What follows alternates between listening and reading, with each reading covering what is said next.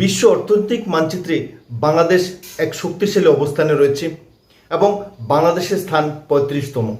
কিন্তু অতি সম্প্রতি বাংলাদেশের প্রবহমান অর্থনৈতিক পরিস্থিতি হঠাৎ করে থমকে গেছে কেন? এর পেছনে কী কারণ রয়েছে? অনাদিকাল থেকেই বাংলাদেশ কৃষি, শিল্প, বাণিজ্যে যথেষ্ট উন্নতি করে আসলো। বিশেষত কৃষিকাজ, পর্যটন শিল্প, মৎস্য শিল্প, তৈরি পোশাক শিল্পে বাংলাদেশের একটা মজবুত অর্থনীতি ছিল। বিশেষত এ সমস্ত ক্ষেত্রেই বলিষ্ঠ অবদানের জন্য বাংলাদেশের অর্থনীতি বেগবান ছিল।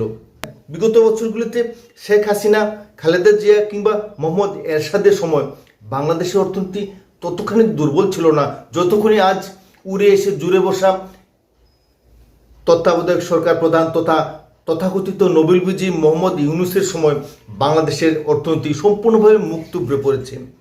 বাংলাদেশের জনগণ কঠিন পরিশ্রমের মাধ্যমে দেশকে মজবুত করেছে, দেশের অর্থনীতিকে মজবুত করেছে এবং বিশ্ব বাণিজ্যের ক্ষেত্রে নিজের অবস্থানকে শক্তিশালী করেছে।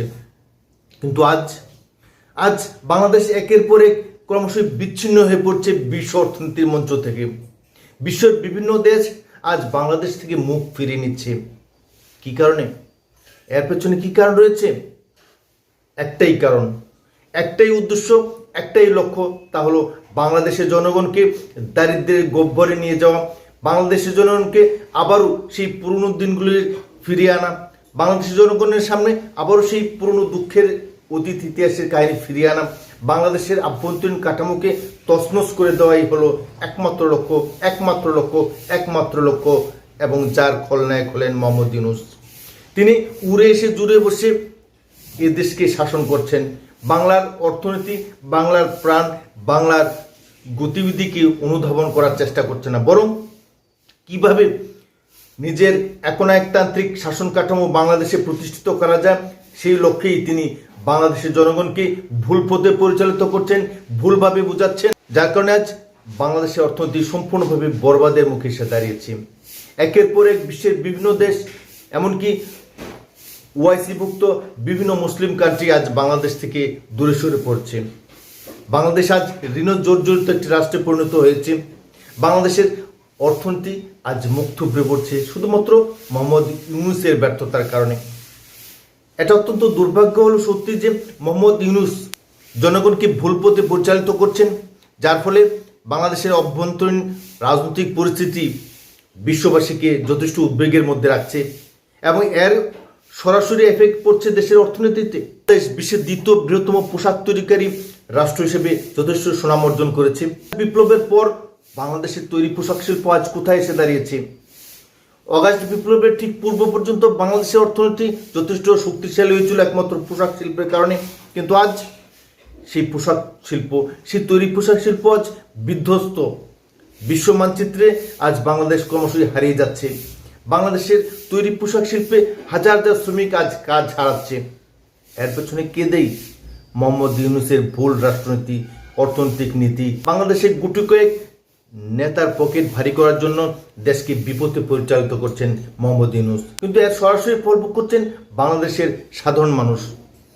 আজ তৈরি পোশাক শিল্পে বাংলাদেশের পরিস্থিতি অত্যন্ত খারাপ। এর অন্যতম কারণ হলো ভারতবর্ষের সঙ্গে তিক্ত সম্পর্ক তৈরি করা, যার কারণে ভারত সরকার বাংলাদেশের সঙ্গে সমস্ত ধরনের বাণিজ্যিক সম্পর্ক, নীতি কৌশল অত্যন্ত কঠোর করে ফেলেছে। ভারত থেকে বাংলাদেশের সুতা আমদানি করা যাচ্ছে না। সুতার দাম কম থাকায় বাংলাদেশের বস্ত্রশিল্প যথেষ্ট গতিশীল হতে পেরেছিল এবং ভারতের বন্দরগুলি ব্যবহার করে বিশ্বে তৈরি পোশাক ব্যাপকভাবে রাজত্ব করে আসছিল। কিন্তু আজ ভারতবর্ষ সেই সমস্ত রাস্তা বন্ধ করে দিয়েছে মোহাম্মদ ইউনূসের ভুল নীতির কারণে, এবং যার এফেক্ট সরাসরি বাংলাদেশের গরিব মানুষের উপর পড়েছে। তাই স্বাভাবিকভাবে বলা যায় যে বাংলাদেশের বস্ত্রশিল্পকে, তৈরি পোশাক শিল্পকে সম্পূর্ণভাবে খাদের কিনারে নিয়ে যাওয়ার পেছনে মোহাম্মদ ইউনূসের ষড়যন্ত্র রয়েছে। কারণ তিনি চাইছেন বাংলাদেশের জনগণকে দারিদ্র্যের মধ্যে আটকে রেখে নিজে একচ্ছত্রভাবে আগামী দিন দেশ শাসন করতে, যাতে ওনার প্রতিপক্ষ কেউ না থাকে বাংলাদেশে। কিন্তু বাংলাদেশের জনগণ সে সমস্ত ষড়যন্ত্র ক্রমশই ধরে ফেলছেন। বাংলাদেশের শিল্প কারখানাগুলি যাতে ক্রমশই বিধ্বস্ত হয়, বন্ধ হয়ে যায় এবং উৎপাদন ব্যাহত হয়, তার জন্য নীলনকশা করেছেন কিন্তু মোহাম্মদ ইউনূস। এই মোহাম্মদ ইউনূসের ষড়যন্ত্রের ফলেই ভারতের আদানি গ্রুপের কাছ থেকে বিদ্যুৎ কেনার টাকা পরিশোধ করছিল না দীর্ঘদিন ধরেই, এবং যখন ভারতীয় কোম্পানি আদানি হুমকি দিয়েছে যে বিদ্যুৎ সরবরাহ বন্ধ করা হবে, তখনই বাংলাদেশের জনগণের মধ্যে আতঙ্কের পরিবেশ তৈরি হয়। সমগ্র দেশে যখন চাপের পরিবেশ সৃষ্টি হয়, তখন ইউনূস বাধ্য হয়েছেন বিদ্যুতের মূল্য চোকাতে।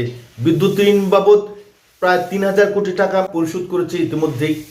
যদি ভারত হতে বিদ্যুৎ সরবরাহ বন্ধ হয়ে যেত, তবে নিশ্চিতভাবে ৩০% উৎপাদন ব্যাহত হতো। এর প্রভাব কি হতো? বহু শ্রমিক কাজ হারাতো, উৎপাদন শিল্প ভবিষ্যতের জন্য ধ্বংস হয়ে যেত, ভবিষ্যৎ অর্থনীতি ধ্বংস হয়ে যেত। কিন্তু তাতে লাভ হতো মোহাম্মদ ইউনূসের।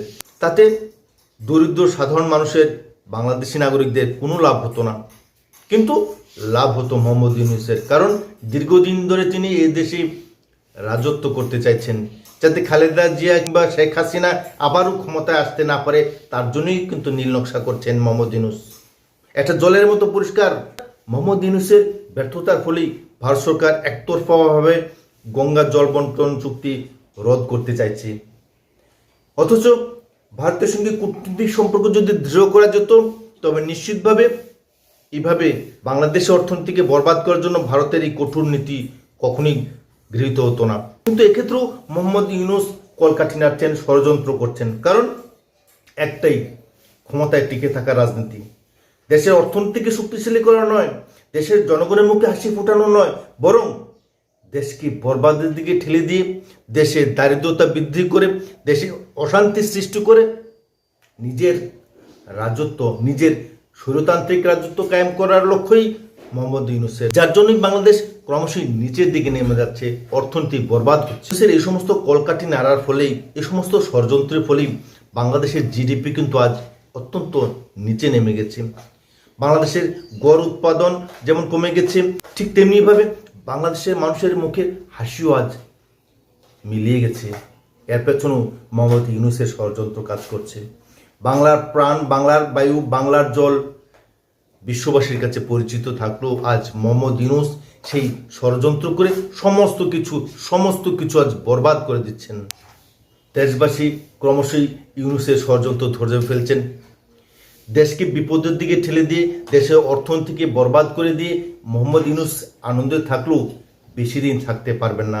ক্রমশই বাংলাদেশের মানুষ জেগে উঠছেন, ক্রমশই ইউনূসের বিরুদ্ধে আওয়াজ তুলছেন, ক্রমশই ইউনূসের ভুল অর্থনীতির বিরুদ্ধে প্রতিবাদী হচ্ছেন দেশের শিক্ষিত যুবশ্রেণী, বুদ্ধিজীবী শ্রেণী, শ্রমিক শ্রেণীর মানুষ। দেশ আজ যে কঠিন পরিস্থিতিতে আছে, সেই কঠিন পরিস্থিতি থেকে বেরিয়ে এসে আবারও বাংলাদেশের সুনাম বৃদ্ধি করতে সক্ষম হবে বাংলাদেশের জনগণ।